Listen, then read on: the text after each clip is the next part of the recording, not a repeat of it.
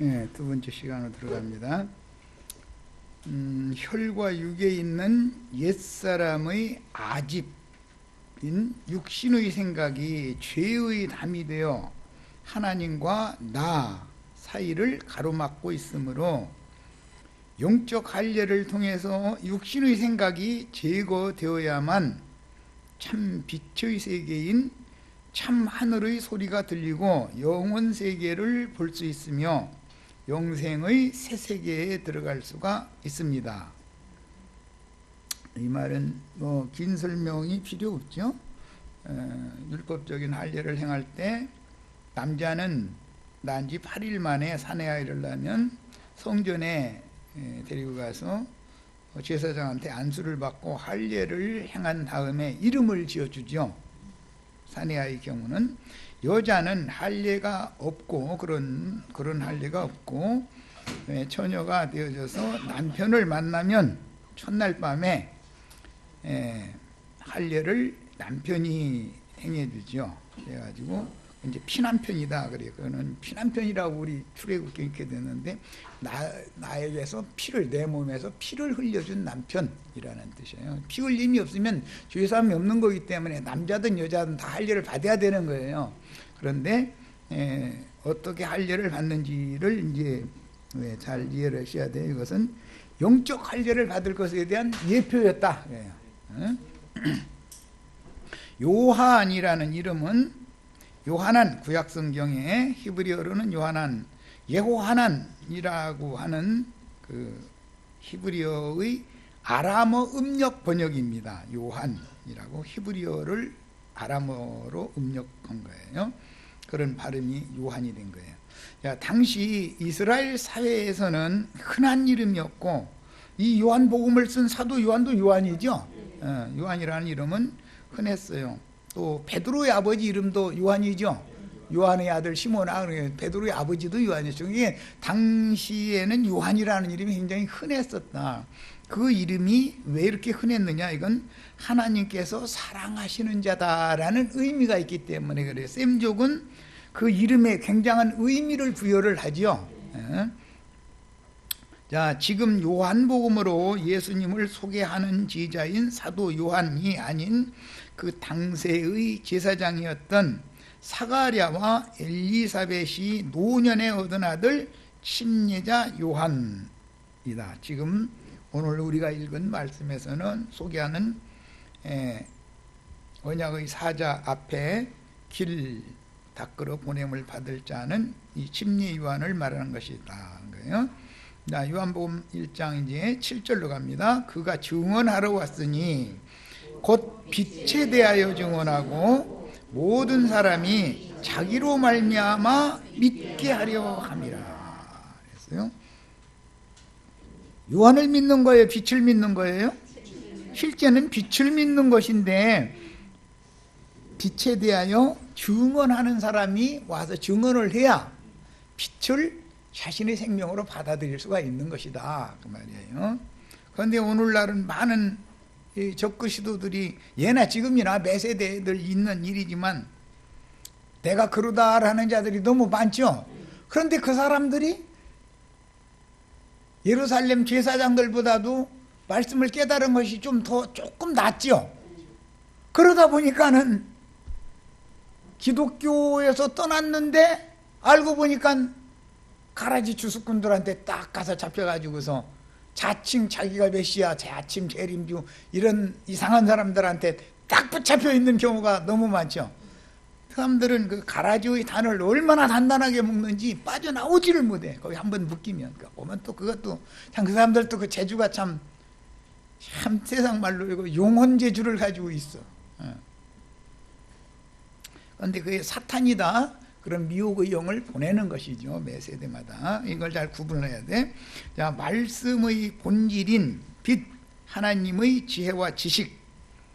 성경의 빛이라는 것은 피상적으로는 말씀을 말하지만 말씀은 신의 지혜와 지식이 거기에 말씀 안에 있는 거죠. 그 하나님의 지혜와 지식의 실존, 실체는 예수님이죠. 예수님의 지혜와 예수님의 지식이 우주 만물을 창조하시고 경영하시는 그런 어마어마한 지혜와 지식이다 이거예요.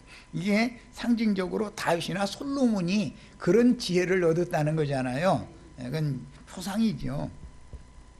야, 그래서 빛이라는 말이 나오면 하나님의 지혜와 지식이라는 것을 의미하는 말이고, 또 실제적인 설명에 들어가면은 하나님의 의로우심과 거룩하심을 상징하는 말이에요. 이제 생명으로 화하게 되면 그게 신의 거룩하심과 의로우심이죠. 그것이 빛이다 이거예요. 자, 예수님에 대하여 증거하여 모든 사람으로 하여금 자기의 사역을 인하여 인자 예수를 예언된 메시아인 옛 언약을 이룰 그 그리스도, 오늘날 우리 성경 번역에는 관사, 그는 이라고 하는 이 그라는 용어가 빠진 상태로 다 번역이 됐는데, 주는 그 그리스도시요 살아계신 하나님의 아들이니이다. 베드로가 고백할 때도 주는 그리스도시요 이렇게 표현하지 않았어요. 그 그리스도다 이거예요. 이 말은 어디에서 오는 거죠? 출애굽기 4장 13절에서 나는 태초부터 스스로 있는 자다. 내가 바로 그다. 거기서 인용하는 말이에요. 계시록에 전부 그라는 말이 나오면 유일하신 한 분의 하나님에 대해서만 하는 말이다 말이에요. 자, 그래서 그 그리스도로 믿게 하려고 빛에 대하여 증언하는 자는 침례자 요한이었으며, 믿음의 대상은 새 언약의 사자인 예수 그리스도다. 옛 언약은 모세로 말미암아 체결했죠. 그건 모형이죠.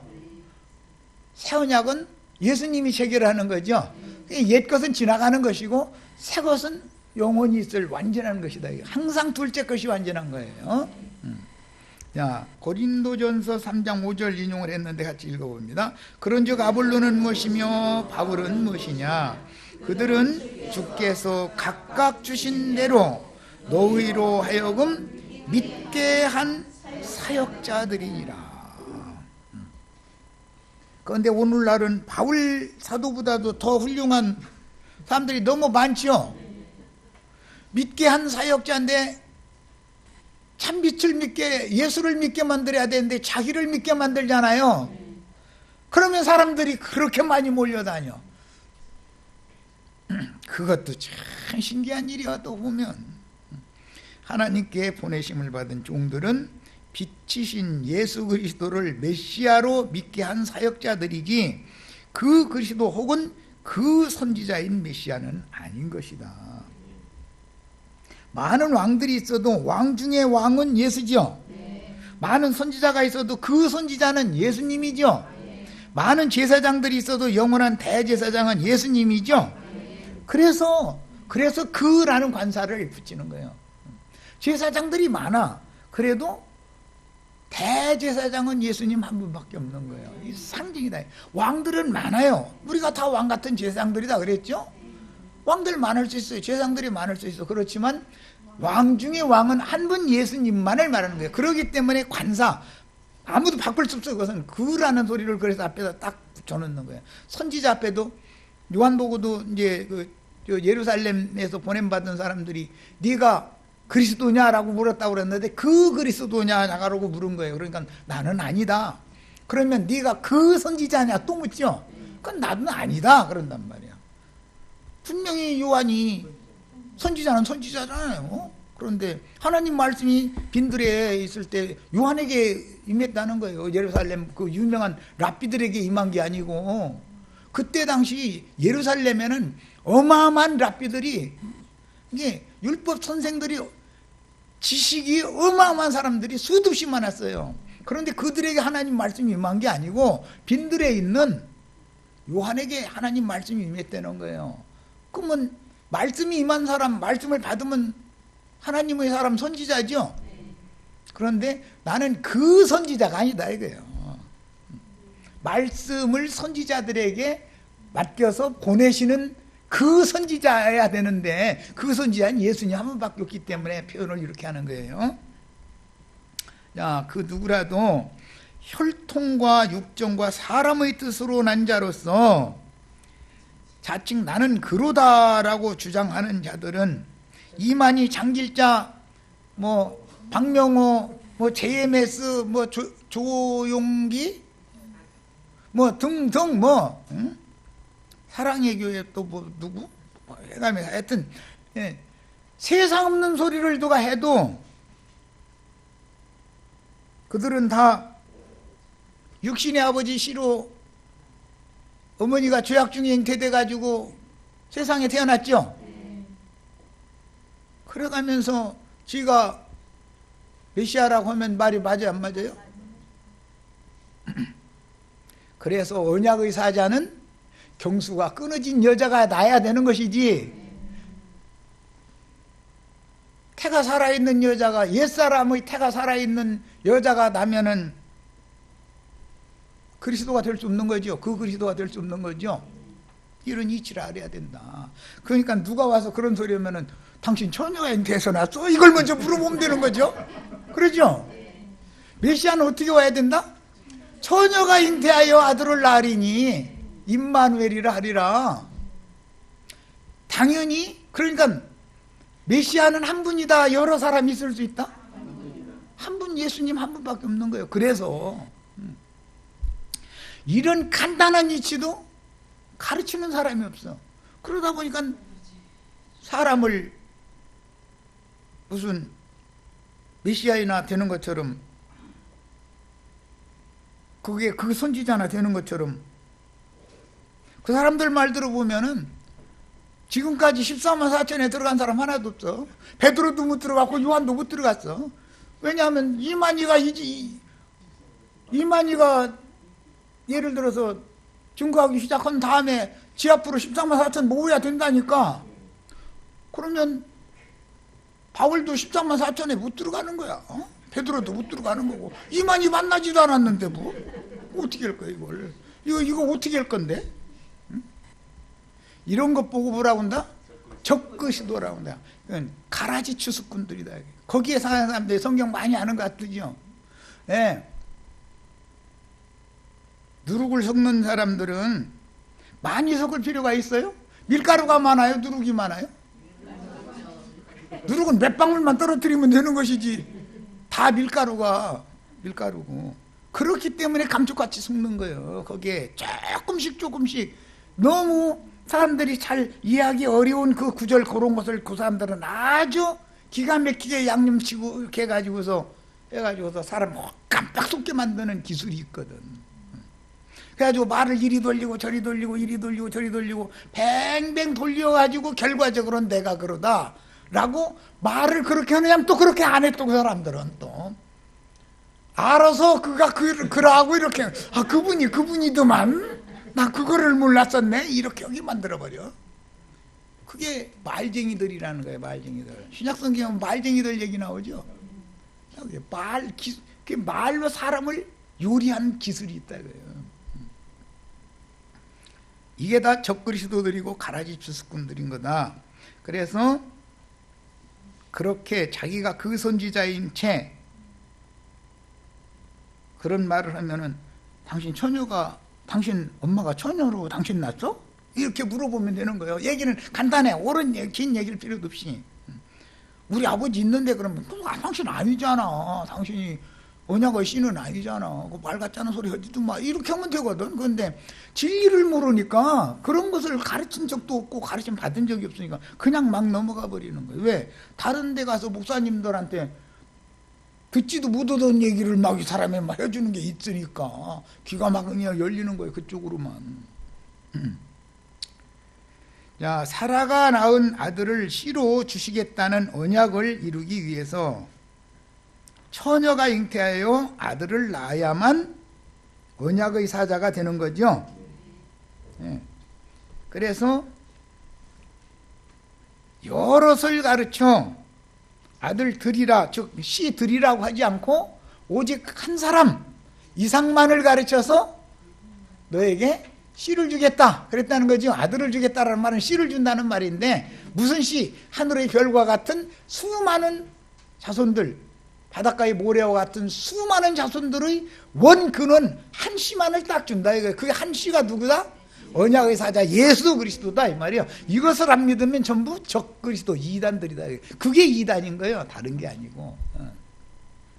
예수가 예언된 언약의 사자다라는 것을 믿어야 된단 말이에요. 그분만이 메시아다라고 믿어야만 이게 믿는 사람이다 이거예요.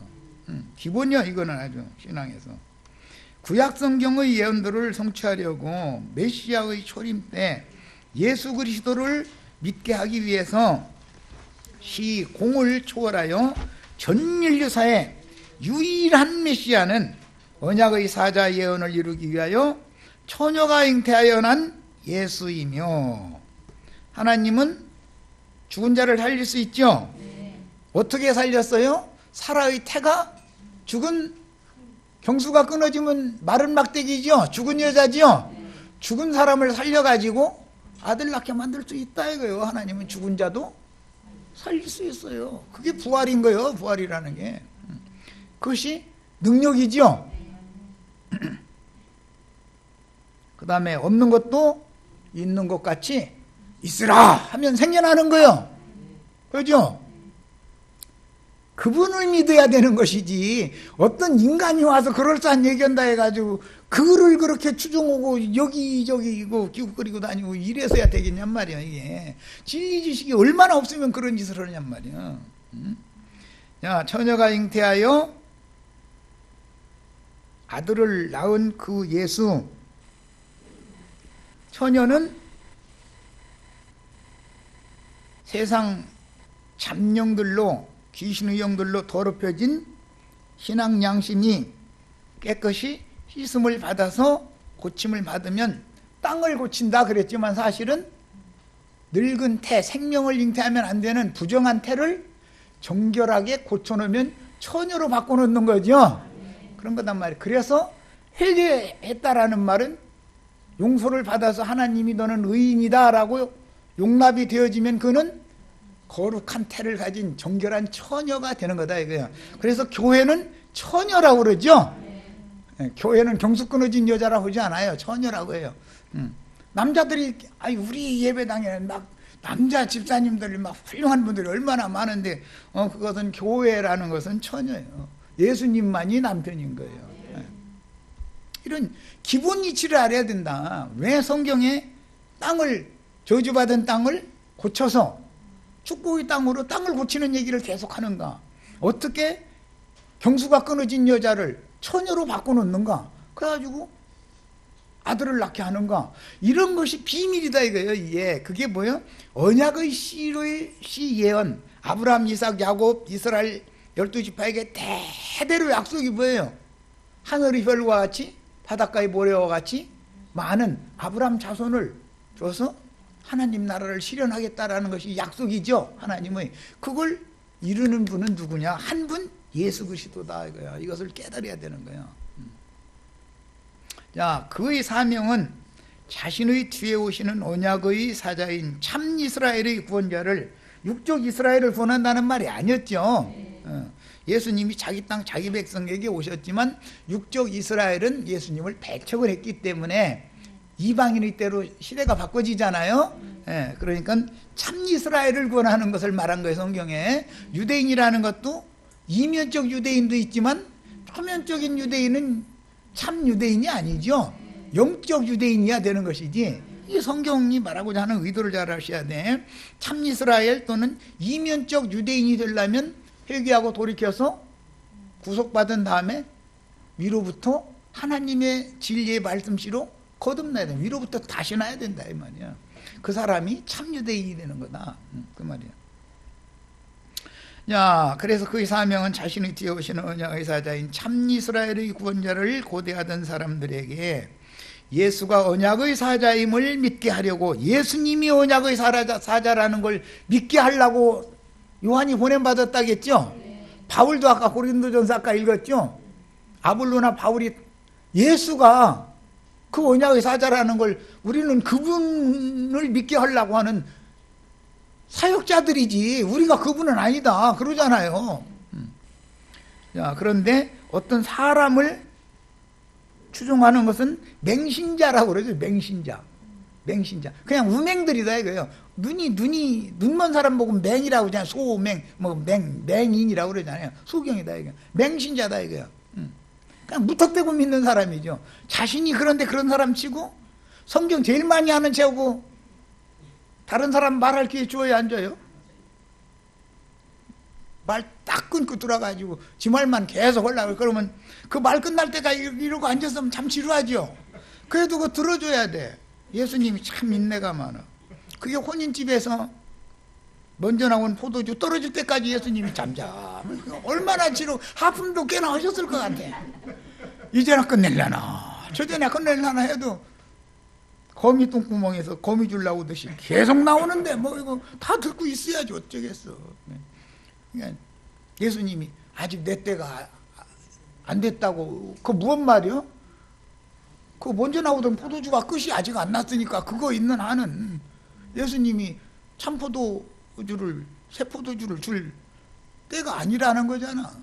이게 전도하러 다니다 보면은 참 그거 기다려주고 그 얘기 다 들어주는 것이 이게 정말 쉬운 일이 아니야. 이게 인내심이 없으면 전도 못 온다니까. 그런데 또 하루 해 다 갈 때까지 계속 하는데 또 그럼 내일 또 만나자 그러면 어디서 또 할 얘기를 또 가지고 와. 나 그 사람들 해도 이야 정말 참 아휴. 그 이제 다 했느냐고 그러면은 아직 할 것이 더 남아가지고 중원중원에 나중에 이제 헷갈려가지고 자기가 한 말도 그럼 이제 다 했느냐고 나도 좀 얘기 좀 하자 그러면 아니래 자기 할 얘기 아직 남았다 그러면 기다려야지 어쩌겠어 그걸. 그 독주를 계속 포마시면 사람 다 술 취해가지고 해롱해롱 하는 거죠. 그 독주라는 게 이게 음료의 잔에 그게 들어있는 음행의 진노의 포도주라는 거잖아요. 주님이 주시는 포도주를 마시려고는 않는 거예요. 이게 얼마나 놀라운 일인지 몰라. 예수가 언약의 사자임을 믿게 하려고 자신 뒤에 오는 예수 그리스도를 그냥 그리스도라고 소개하는 게 아니라 내 뒤에 오시는 이가 그 그리스도시다. 그리고 그분은 그 선지자다라고 소개를 한단 말이야. 요한은 이렇게 소개한다. 그 다음에 이제 마태복음 3장 5절로 9절 인용구를 읽습니다. 이때에 이게 요한이 요단강에서 침례를 할 때 그때를 말하는 거예요. 그런데 이제 우리들이 알아야 되는 거는 그때 당시에는 말세 예언을 전한다고 하는 경건주의자들이 많았고 요단강에서 침례 주는 사람들이 많았어요. 요한 한 사람만 이렇게 한 게 아니에요. 그 사람들 보고 이제 에세네파라고 그래요. 그래가지고 이 사람들은 경건주의를 행하는 사람들이기 때문에 세상사에 대해서는 완전히 잊어버린 사람들이요.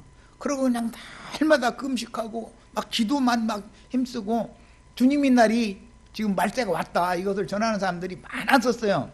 그런데 그 많은 예루살렘 랍비들도 아니고 그 많은 말세 예언자들도 아니고 한 사람 요한에게 예수님이 오셔서 침례를 받는 거예요. 그러니까 하나님이 이 요한만이 하나님이 보낸 사자다라는 걸 하나님이 친히 증거하는 거죠. 이렇게.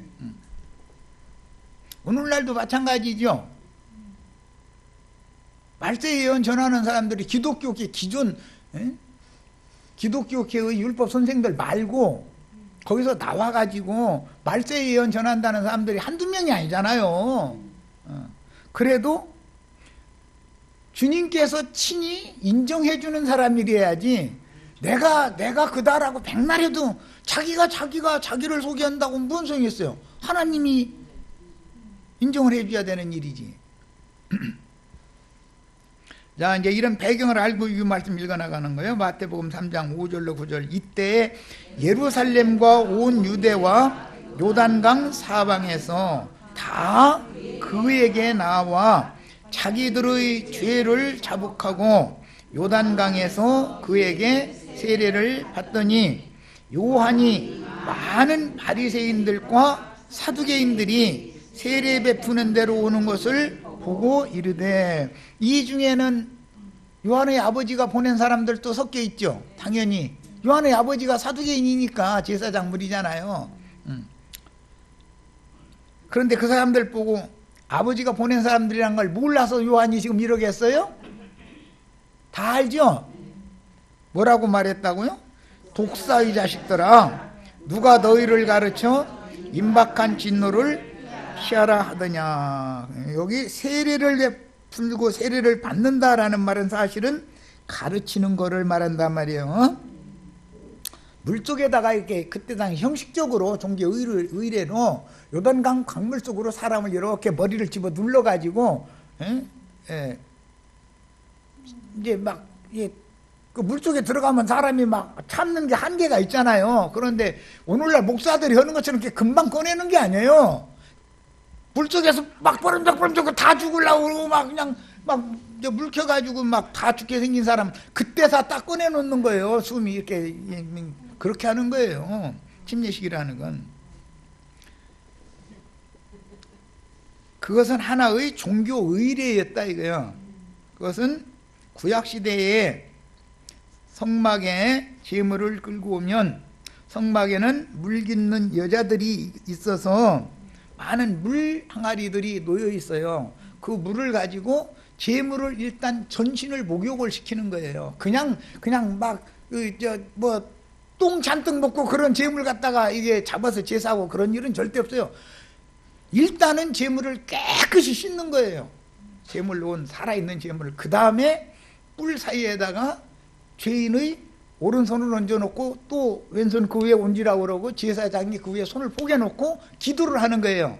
이 사람은 무슨 지파 몇 대손 어디에 사는 아무겠네, 이렇게 이런 죄가 생각이 나서 그가 하나님 앞에 율법을 범했기 때문에 죽어야 되지만 이 사람 대신에 이 짐승을 주님이 죽여서 받으시고 이 사람은 용서해 주세요 하고 기도를 하는 거예요. 그리고 나서는 레위인에게 넘겨주면 레위인이 목을 따서 피를 받고 그 다음에는 이제 각을 쳐서 이렇게 번제 제물로 삼을 수 있도록 오각을 쳐서 이게 토막을 치는 거예요.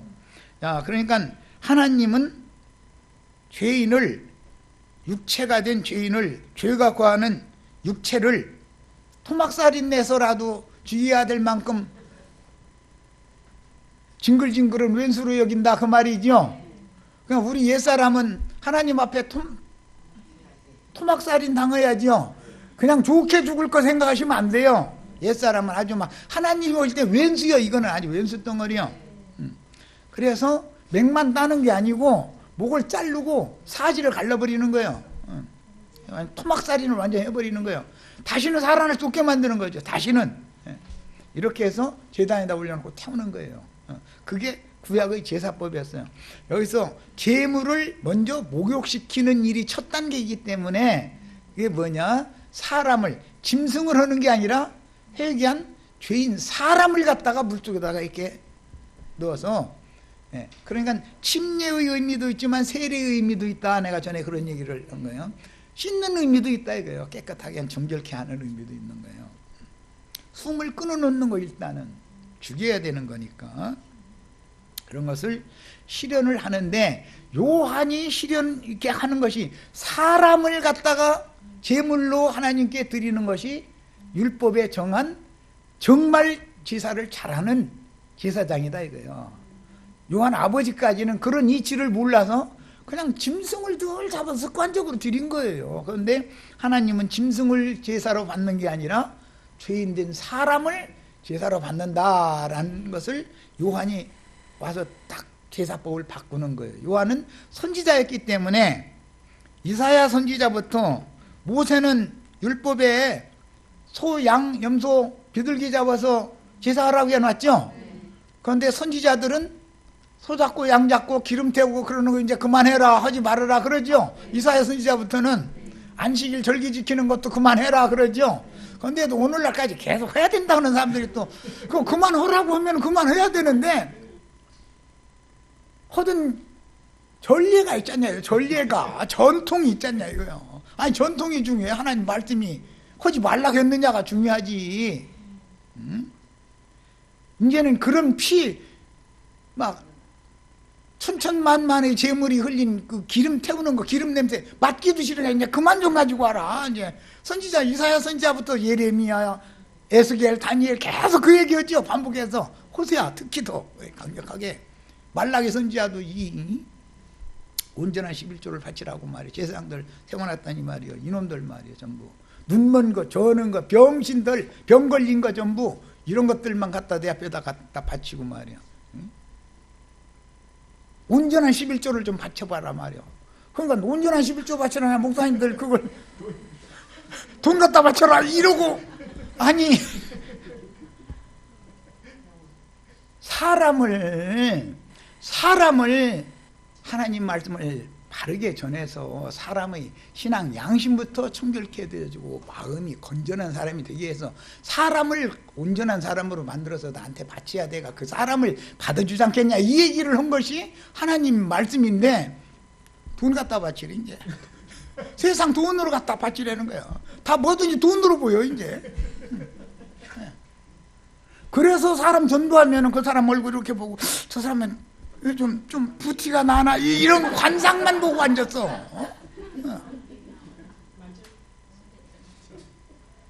그 밖에 나가서 저 집사님 저 인사하고 나오면 자동차는 무슨 차요? 뭐 이러고 있고 그 사람 아파트는 뭐 몇 평짜리 산다고 그러던가 이거 드러내 이런 거 아니 그걸 왜 물어봐? 몇 평짜리 아파트에 살거나 말거나 자동차를 외제차를 타거나 무슨 국산차 중에서도 소형차 누가 터진 거 타거나 아니 그걸 목사가 알 필요가 뭐냐 이거 그걸 왜 알아봐 그걸. 응? 그러니까 제사에는 관심도 없고 제밥에만 관심이 있는 거죠. 그래서 선지자들 보고 온전한 11조를 바쳐야 된다고 제사장들과 레위인들아 너희가 말이야 다 하나님의 것을 다 도둑질해 먹는 도둑놈들 아니냐 그래놨더니 목사님들은 저희는 아니고 이 병신도들이 다 도둑놈들이래 11조 안 냈으니까 아니 성경에는 제사장들과 레위인들아 들으라 이렇게 해놨는데 쥐들 보건 말이잖아. 권력 주장할 때는 우리가 레위인이라고 또 이래 또 저희는 레위인이라고.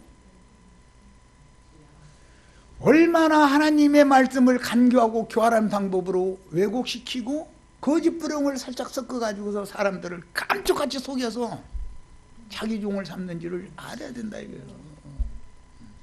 그래서 오죽하면 예수님이 오셔서 이 절도요 강도 떼들이다 너희는 너희 다 담 넘어로 온 놈들 아니야 막 이런 거요. 사람들 보고 이 뱀님들 목사님들 뭐 이렇게 하셨을 것 같아요. 이 뱀들아 독사 이 새끼들아 막 하나님이 진노하시면은 누가 당해요? 좋게 했다고 예수님은 사랑의 하나님이고 뭐 온유하신 하나님이고 꼴값 떨지 말라고 그래. 온유할 사람에게 온유한 것이지 세리 장녀 죄인들 나는 죄인이다 하나님을 우러러 볼 수도 없습니다 하는 사람들한테는 온유하게 대하시지 아니 그 사람들한테 왜 온유하게 대합니까? 그럼 그게 하나님이에요? 난 그 기득권을 가지고서 권리 주장한 놈들한테 온유하게 대해주고 세리 장녀 죄인들 힘없는 빈천한 자들한테는 어목에 대하고 그런다면 난 그런 신은 안 믿어. 난 오늘부터 안 믿어. 당장 안 믿어. 그게 뭔 놈이시냐 그게. 응?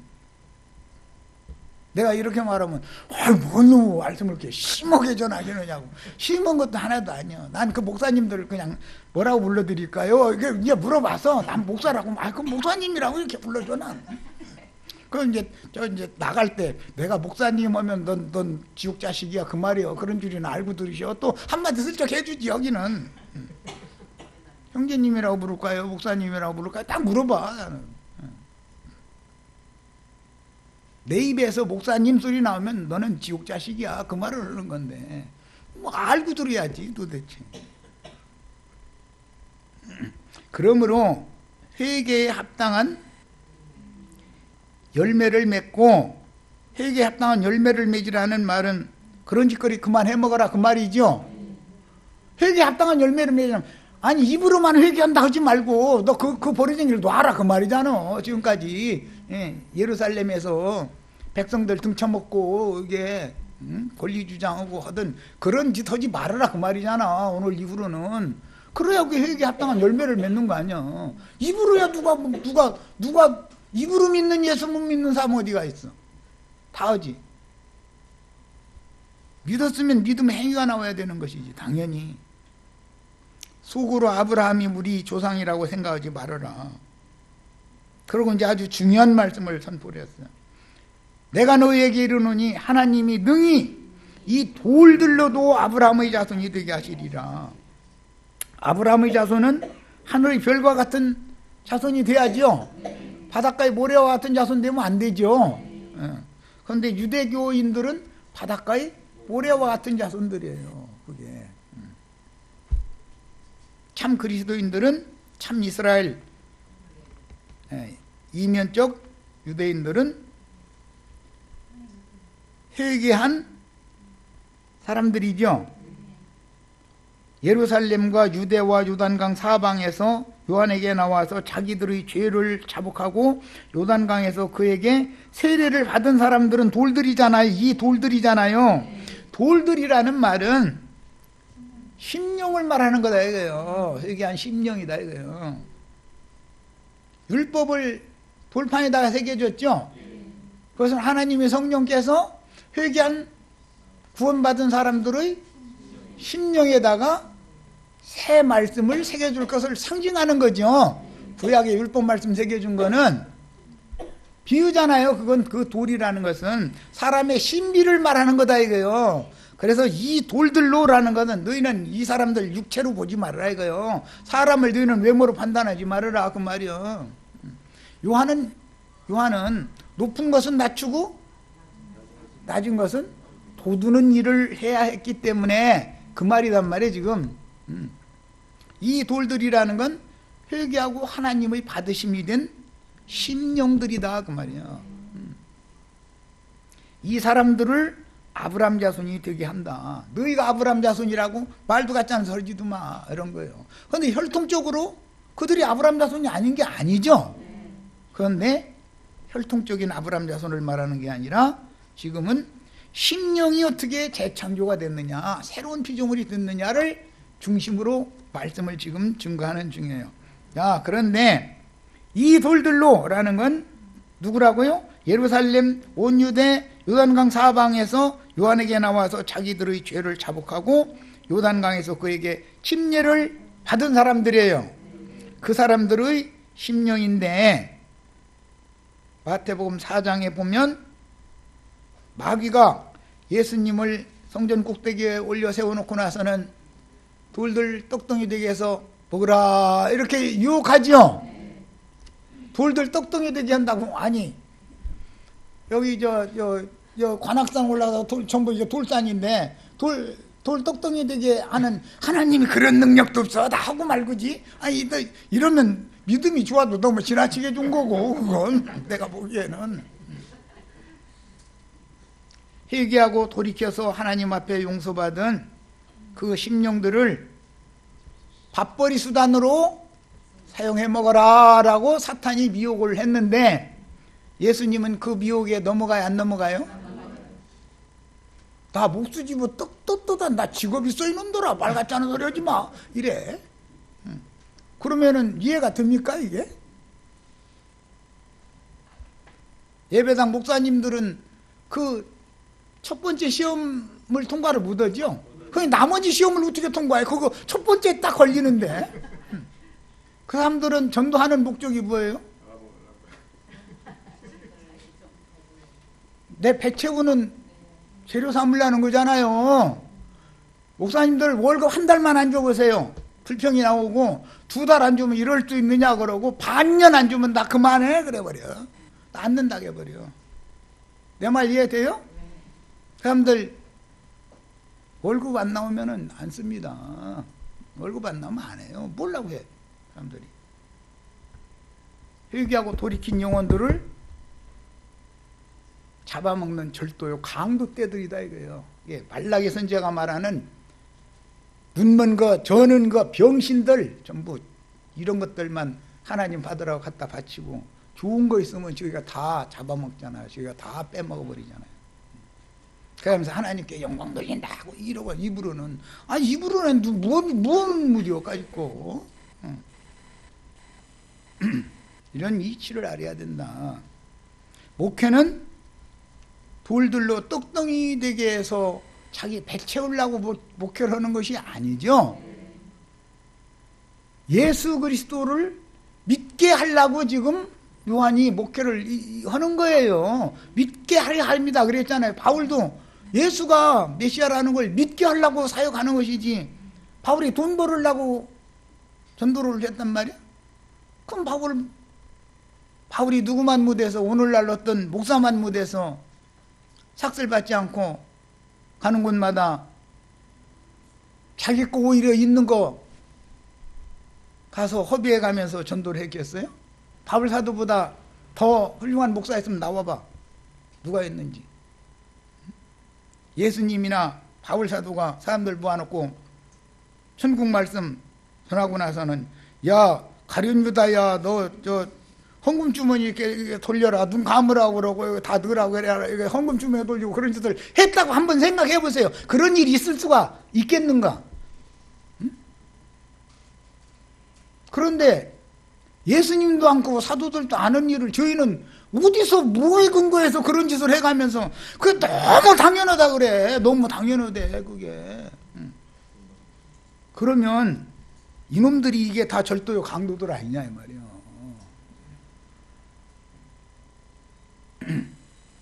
사람이 정신 차려야 돼. 그래서 정신 차려야 돼. 목사님 더 먹고 살아야 되지 않냐고. 먹고 살아야죠. 아니 목사라고 안 먹고 삽니까? 먹고 사는데 우리 보고, 소위 말하면 평신도들 보고만 믿음으로 살라고 하지 말고 저부터 믿음으로 살아. 저부터 본을 보여 좀. 그래야죠.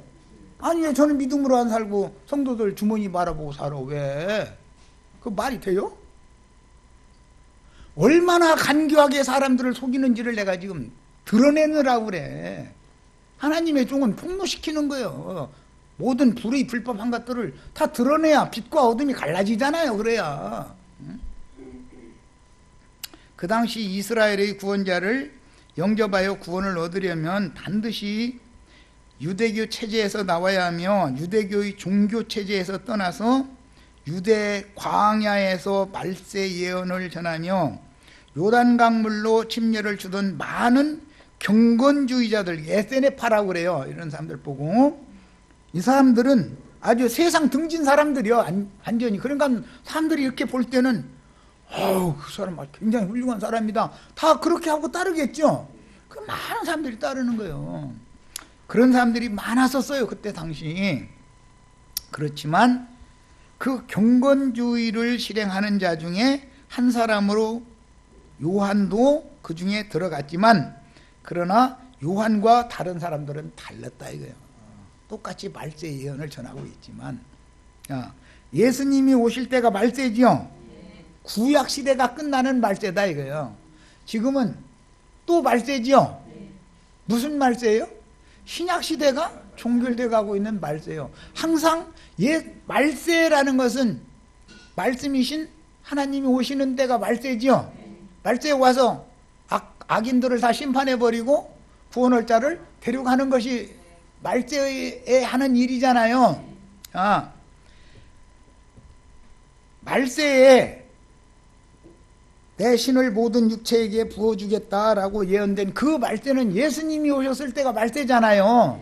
그런데 예수님이 또 이 천국 복음이 모든 민족에게 증언되기 위하여 전파되어야 하리니 그제야 끝이 오리라 하면 또 말세가 또 있죠. 지금은 예수님이 예언한 말세인 것이지 구약 선지자들이 예언한 말세가 아니에요.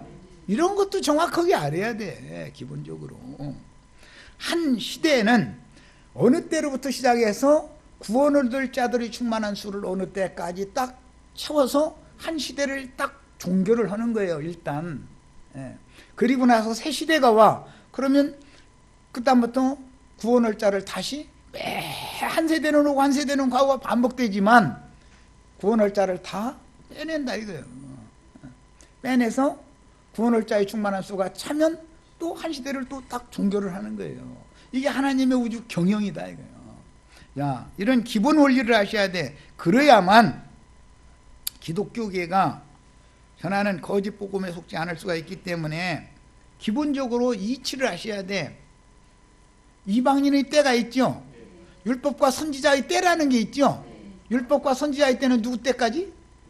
요한의 때까지다. 그게 요한이 율법과 선지자의 때를 종결하는 마지막 주자다 이거예요. 마지막 선지자다 이거예요.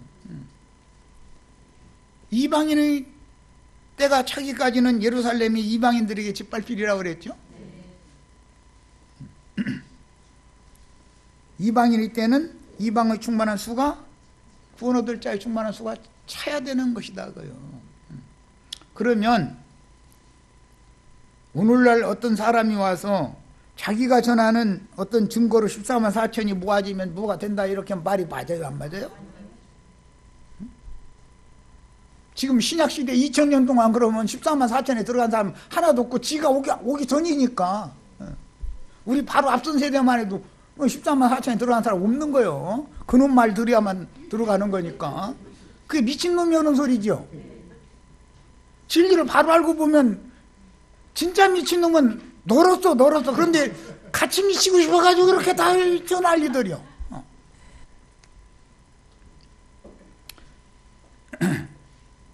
이방의 충만한 수가 차는 이 때에는 이 때에 증거하는 말씀을 들어야 되는 건 사실이에요. 사실인데 주님은 사도들로부터 시작해서 이방의 충만한 수를 매 세대에 계속 구원할 자를 불러 모시는 중이었다 이거예요. 그러면 자기 세대 가운데서 예수 잘 믿다가 죽으면 어디로 가요? 기독교식으로 천당 가요? 삼층천 막 허공 어디 막 저기 별나라 넘어 막 어디로 가요? 죽음의 세계라는 것은 한 시대가 종결되기까지는 음부라고 하는 곳으로 다 가는 거예요. 누구나. 안 믿는 사람도 음부로 가는 거고 믿는 사람도 음부로 가. 그렇지만 음부는 아브라함의 품이라는 것도 있고 불꽃 가운데 고민하는 영역이 있어서 나눠져서 간다 이거예요. 어디 때문에? 이 생에서 그가 어떤 사람이었느냐에 따라서. 그지 나사로는 아브라함의 품에 갔다 했어. 사후에 죽어서 부자는 장사됐다고 그랬고 나사로는 천사들에게 받들려서 갔다 그랬어. 어떤 내용을 정확하게 알아야 돼. 그러니까 이방의 충만한 수, 구원을 얻을 자들의 충만한 수가 채워지기까지는 지금 앞선 세대들이 다 어디가 있어요? 음부인 학원에 가 있는 것이지 천당에 가 있는 게 아니요. 그런 게 어디가 있어. 거기에서 첫째 부활 마지막 나팔 소리가 날 때 거기에서 주와 함께 첫째 부활에 참여한 자들이 먼저 신부성으로 데려감을 받을 자격이 있는 거고, 그때 살아서 그날을 맞은 자는 죽자마자 안 죽을 수는 없는 거예요. 그 마지막 때는 짐승 때가 온다고 그랬고, 짐승의 이름이나 그 이름의 표시를 받지 않으면 다 죽인다고 그래서 수가 몇 시든지 다 죽인다 그랬어. 그러면 죽지 않으면 주님 나라에 갈 수 있어요, 없어요?